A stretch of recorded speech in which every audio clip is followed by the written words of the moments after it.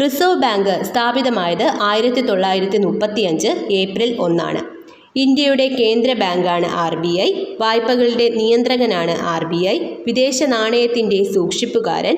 Indian കറൻസിയുടെ വിനിമയ മൂല്യം സ്ഥിരമായി സൂക്ഷിക്കുന്നത് RBIയിലാണ്.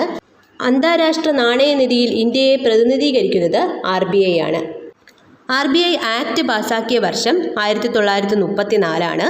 RBI ദേശസാൽക്കരിച്ച വർഷം 1949 ജനുവരി 1. ആസ്ഥാനം മുംബൈ. RBI രൂപം കൊള്ളാൻ കാരണമായ commission Hilton young commission 1926.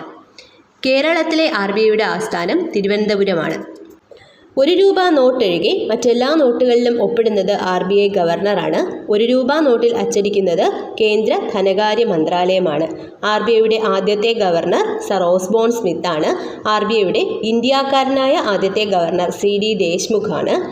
25ാമത്തെ RBI governor Shaktikanta ദാസും 26ാമത്തെയും ഇപ്പോഴത്തെയും RBI ഗവർണർ സഞ്ജയ് മൽഹോത്രയുമാണ്.